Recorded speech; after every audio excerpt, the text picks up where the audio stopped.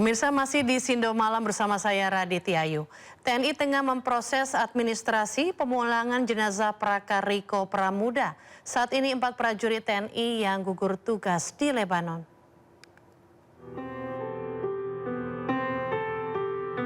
Prakar Riko merupakan salah satu prajurit TNI yang tergabung dalam Satgas Unifil yang ditempatkan di Lebanon Selatan. Riko dinyatakan gugur pada Jumat pukul 10.32 waktu setempat setelah mendapatkan perawatan intensif di Rumah Sakit Santa George Beirut akibat serangan Israel. Gugurnya Riko menambah daftar panjang prajurit TNI yang kehilangan nyawa. Total sudah 4 prajurit TNI yang gugur dalam misi perdamaian ini. Brigjen TNI Doni Pramono mengatakan proses administrasi pemulangan jenazah almarhum tengah dilaksanakan. Saat ini TNI juga masih menunggu keputusan keluarga terkait pemakaman Prakar Riko. Sebelumnya, 1 prajurit TNI yang tergabung dalam pasukan Unifil kembali gugur setelah sempat dirawat di rumah sakit di Beirut. Kementerian Pertahanan dan Kesdam 4 Diponegoro turut ucapkan duka cita atas gugurnya prajurit kepala atau Prakar Riko Pramudia. Sebelumnya Prakar Riko mengalami luka berat akibat ledakan artileri dari tank Israel di Achit al-Qushair pada akhir Maret lalu. Dalam insiden tersebut, 1 prajurit lain yaitu Praka Farizal gugur lebih dulu.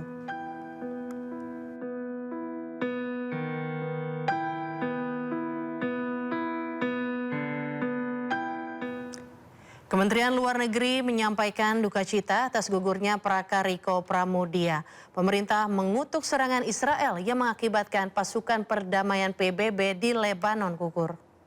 Pemerintah Republik Indonesia menyampaikan duka cita yang mendalam atas gugurnya Prakar Riko Pramudia, prajurit Indonesia yang bertugas dalam misi perdamaian Unifil, yang mengalami luka berat akibat ledakan artileri dari tank Israel di dekat kota Achit al-Qushair pada 29 Maret 2026. Sejak insiden tersebut, pemerintah Indonesia berkoordinasi dengan Unifil, pemerintah Lebanon, serta tim medis di Beirut telah memastikan upaya medis yang optimal dan terbaik.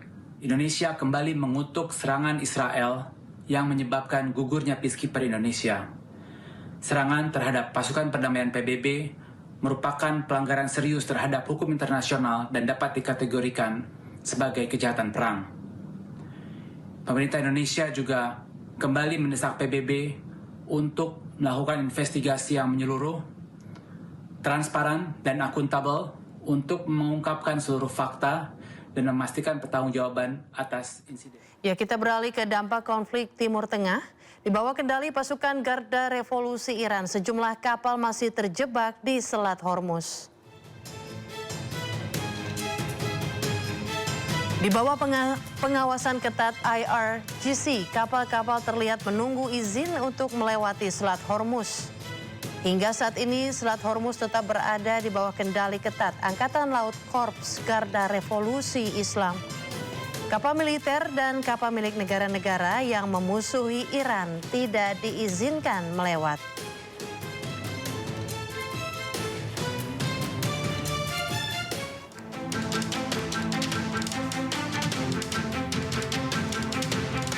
Sejumlah kapal kargo dan kapal tanker minyak terhenti di Selat Hormuz karena jalur masih ditutup oleh pasukan Garda Revolusi Iran. Ratusan kapal masih menunggu di Selat Hormuz untuk mendapatkan izin melintas melalui perairan Iran. Akibat gangguan navigasi di Selat Hormuz, pasar energi terancam kehilangan sekitar 13 juta barel minyak per harinya.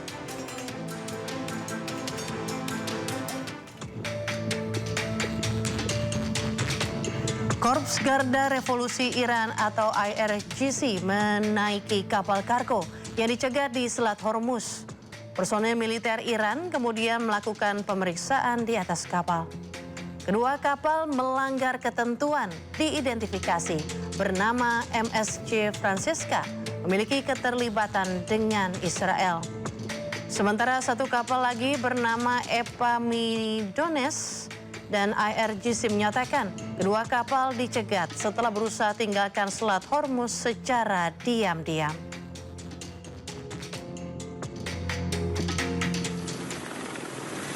Tak hanya Iran, Amerika Serikat juga mencegat 3 kapal tanker minyak yang diduga terafiliasi dengan Iran di perairan dekat wilayah Indonesia. Blokade Amerika Serikat tetap berjalan untuk menekan Iran agar bersedia mengikuti perundingan damai di Pakistan. Fokus operasi Amerika Serikat bergeser ke arah Selat Malaka sebagai titik kumpul utama bagi aktivitas pelayaran tanker gelap internasional. Selat Malaka menjadi jalur alternatif bagi tanker gelap pembawa minyak ilegal dari negara yang terkena sanksi Amerika Serikat.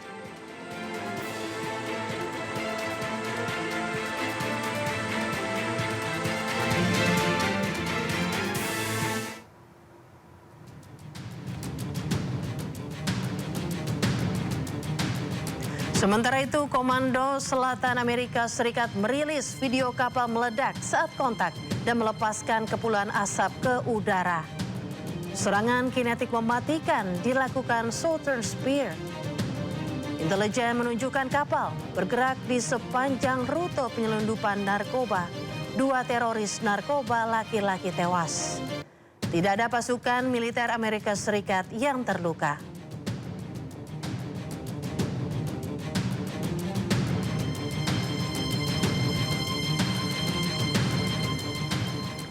Menteri Perang Amerika Serikat Pete Hegseth mengklaim Amerika Serikat memberlakukan blokade terhadap pelabuhan-pelabuhan Iran tanpa ragu-ragu.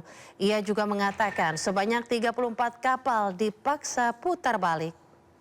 From the Gulf of Oman to the open oceans, our Navy is enforcing this blockade without hesitation or apology. Now, as usual, there's a lot of false information out there.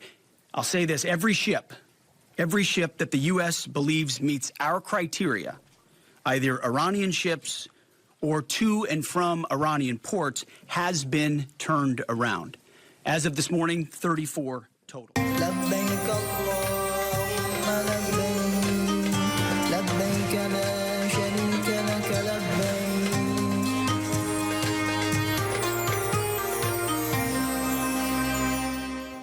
Pemerintah Arab Saudi perketat aturan beribadah di area Masjid Nabawi. Langkah ini dilakukan untuk menjaga keamanan serta kekhusyukan ibadah jemaah di Tanah Suci. Pengawasan ketat dilakukan pemerintah Arab Saudi di kawasan Masjidil Haram dan Masjid Nabawi Madinah. Seluruh jemaah haji dari seluruh negara diwajibkan memiliki dokumen resmi termasuk visa haji dan tasrih atau izin resmi beribadah. Di Masjid Nabawi, sejumlah larangan harus dipatuhi jemaah, seperti larangan pengambilan gambar untuk kepentingan komersial, serta larangan melakukan siaran langsung di berbagai platform media sosial. Jemaah juga tidak diperbolehkan membentangkan bendera, spanduk, atau atribut kelompok, serta dilarang membuat kerumunan yang mengganggu ketertiban dan kekhusyukan beribadah.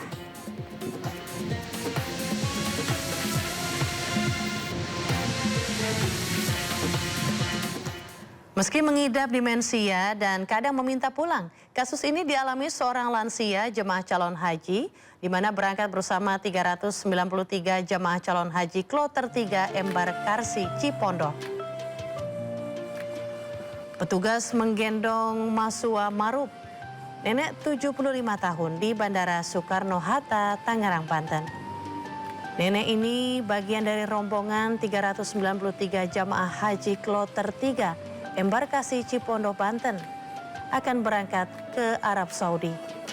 Masua merupakan pasien demensia atau pengidap penurunan fungsi otak yang berangkat sendiri tanpa didampingi keluarga. Karena sering meminta pulang, Masua harus dikawal terus oleh petugas PPIH.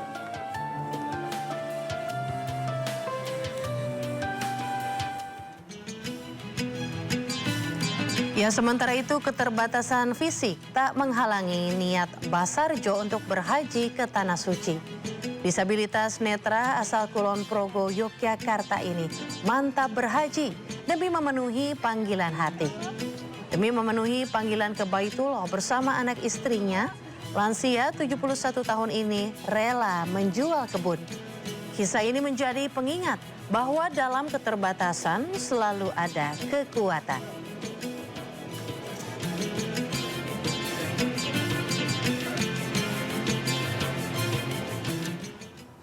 Ya, sebagai langkah mitigasi mencegah gangguan kesehatan jemaah calon haji di Tanah Suci, negara menyiagakan sejumlah klinik satelit di setiap sektor penginapan sebagai garis pertahanan medis pertama bagi jemaah calon haji. Layanan kesehatan kini dihadirkan lebih dekat hingga ke area penginapan jemaah calon haji di Mekah, Arab Saudi. Hal ini untuk mengantisipasi kelelahan fisik pasca perjalanan panjang. Sebanyak 40 klinik satelit beroperasi di 10 sektor. Fasilitas ini menjadi ujung tombak pertolongan pertama sekaligus penyaringan awal jika kondisi jemaah calon haji membutuhkan penanganan medis lanjutan. Barulah mereka dirujuk ke klinik kesehatan haji Indonesia atau rumah sakit Arab Saudi. Klinik itu salah satu syaratnya ya ada fasilitas yang mendukung. Biasanya yang dijadikan kantor sektor itu adalah hotel yang terbesar di wilayahnya gitu. Terbesar dan cukup lengkap lah fasilitasnya.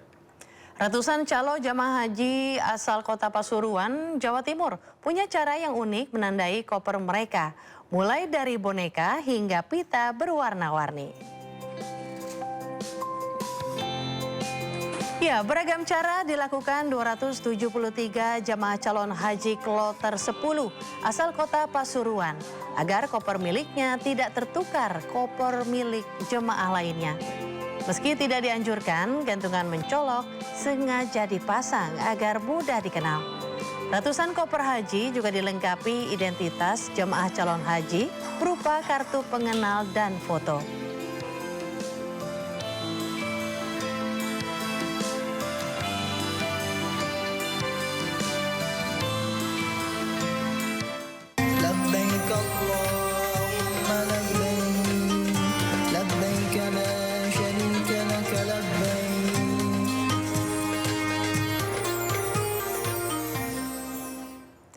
Brand kecantikan Solyu kembali menghadirkan produk-produk hasil inovasinya yang mengedepankan konsep make up yang mengandung manfaat perawatan kulit.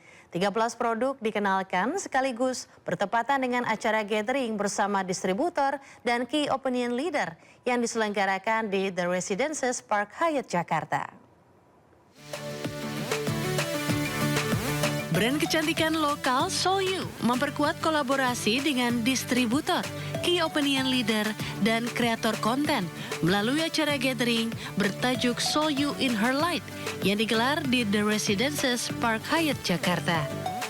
Brand kecantikan yang mengedepankan konsep make up yang mengandung manfaat perawatan kulit ini juga membuka ruang dialog dengan para stakeholder guna memperluas jangkauan pasar sekaligus mendorong pertumbuhan brand.